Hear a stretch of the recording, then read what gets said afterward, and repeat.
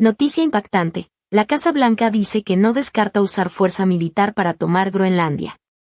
There have also been reports that the U.S. could potentially buy Greenland as one potential option on the table. What would such an offer look like? Is there anything monetarily you could provide, any details there? Well, that's something that's currently being actively discussed by the president and his national security team. And I would point out that the acquisition of Greenland by the United States is not a new idea. This is something that presidents dating back to the 1800s have said is advantageous for America's national security. The president has been very open and clear with all of you and with the world that he views it in the best interest of the United States to deter Russian and Chinese aggression in the Arctic region. And so that's why his team is currently talking about what a potential purchase would look like. Jackie. Caroline, just following up on Greenland, why not rule out taking it by military force? I know that past presidents and past leaders have often ruled things out. They've often been very open about ruling things in and basically broadcasting their foreign policy strategy to the rest of the world, not just to our allies, but most egregiously to our adversaries. That's not something this president does. All options are always on the table for President Trump as he examines what's in the best interest of the United States. But I will just say that the president's first option always has been diplomacy. Again, look at Venezuela. He tried ardently to strike a good deal with Nicolas Maduro, and he told him, I will use the United States military and you will not like it if you don't take such a deal. And look at what happened. With respect to Iran, the president said the same thing, right? He tried to have serious interest in a deal with the Iranian regime with respect to their nuclear capabilities. They were not interested, and so Operation Midnight Hammer happened, which was another remarkable military success under the leadership of this commander-in-chief. So the president keeps his options open, but diplomacy is always the first. Very quickly, just one additional follow-up on that. Does the president recognize Denmark's ownership as part of the kingdom?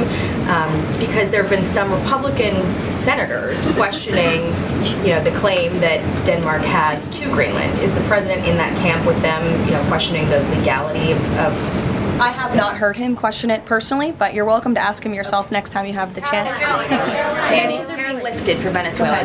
We got to lift some sanctions to let the oil come in. Can you talk about that just very briefly? Yes, so the U.S. is selectively rolling back sanctions to enable the transport and the sale of Venezuelan crude and oil products to the global markets, yes. Annie. Thank you. There are some reports from Venezuela that the country's leaders are cracking down on the population, specifically suppressing public expression of support for Maduro's ouster. Is that kind of behavior consistent with what the president wants to see, how the president wants to see the leaders take on the population? It would not be consistent, and I'll let the president's national security team speak further on that. I know they are well aware and tracking. Kelly.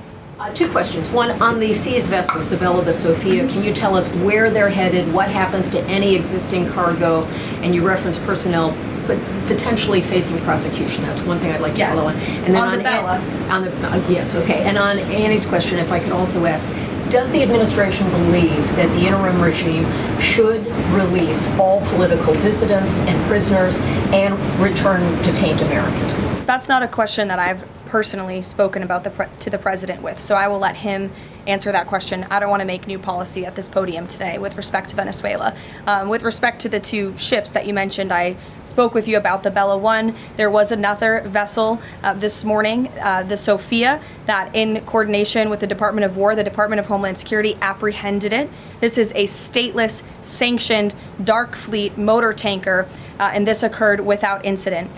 This vessel was operating in international waters and conducting illicit activities in the Caribbean Sea.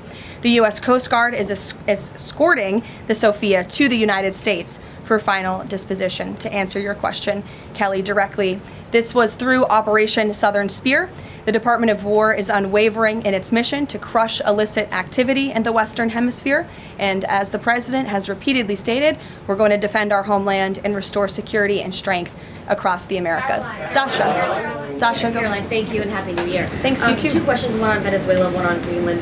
You've repeatedly at the podium called the current leadership in Venezuela interim leadership. There are Republicans and Democrats alike that say they want to see elections in Venezuela. The president has said it's too soon to do that right now, but is there a timeline for elections in Venezuela? Is he committed to seeing that this year, for example? You just said the president has answered that question, so I will reiterate what the president has said a few times now to all of you, which is that it's too premature and too early to dictate a timetable for elections in Venezuela right now. Caroline, you just talked to Jackie about diplomacy first, right? The Danes have repeatedly said they are willing to collaborate on all of the concerns that the president has, whether it's more troops, mineral rights, intelligence sharing. Why does the president feel he needs to own Greenland and not and put out the threat of military action when this could be done through diplomacy? Well, who said diplomacy isn't taking place behind the scenes, Dasha? I mean, the president is interested in diplomacy. His national security team is as well. And of course, he's always willing to pick up the phone for everybody and hear out their concerns. But the president is the president of the United States of America, and he's always going to be very clear about what he views as being in our nation's best interest. Reagan. Caroline, I have a question for you on Venezuela, and then I'd love to ask you about Minnesota and Tim Walz. Sure. On Venezuela, I'm wondering, does the administration hope to start sending more Venezuelan migrants back home or have them self-deport if the situation in the country improves? As far as I'm concerned, the policies of the Trump administration and the Department of Homeland Security have not changed. All those illegally present in the country are subject to deportation. And I would just like to add, how we got here. The president was very clear on the campaign to the American public, and it's one of the many reasons they resoundingly reelected him back to this office, that he was not only going to crush foreign drug cartels, but that he was not going to stand by and watch as the illegitimate Venezuelan regime was sending illegal criminals and gang members and rapists and murderers to our country, which happened to the tune of thousands under the previous administration and president. And so there could be nothing more America first than this operation that took place last week. And I would just remind all of you in this room that there were innocent Americans like Jocelyn Nungare who lost their lives at the hands of dangerous Venezuelan criminals who were sent here by the Maduro regime. And that has been the president's North Star and guiding principle throughout his entire policy since January 20th. Tim Walz in Minnesota. Does the administration believe that Tim Walz potentially dropped out of the governor's race because he could be under criminal investigation? I don't know if there's a criminal investigation. If there was, I wouldn't be able to comment on it from up here, to be honest with you. But I think Tim Walz probably dropped out of the race because he realizes he no longer has the support of the people of his own state, which is a remarkable downfall considering he was the #2 on the Democrat Party's ticket just about a year ago. When it comes to Minnesota, the fraud that we have seen, the wide scale of fraud is really remarkable. It's egregious. I would encourage every single journalist in this room to go to Minnesota and to cover it yourselves. As for the Trump administration, we have officials who have been on the ground almost every day. Secretary Noem was there yesterday. Secretary Bessent will be traveling there later this week to talk about the fraud and to do a roundtable on this very topic. And I would just like to leave you with an update. To date, the Department of Justice has charged 98 total defendants in several Medicaid fraud and related case programs. 64 were convicted, and 85 of the 98 charged were of Somali descent. The DOJ has also issued over 1,700 subpoenas, executed over 130 search warrants, and they have now added more attorneys to their office there to absorb the case flow. DHS is on the ground going door to door conducting large-scale criminal and HSI investigations. They have also sent approximately 2,000 agents to Minneapolis to assist with law enforcement and immigration enforcement. As I said, Secretary Noem was on the ground yesterday.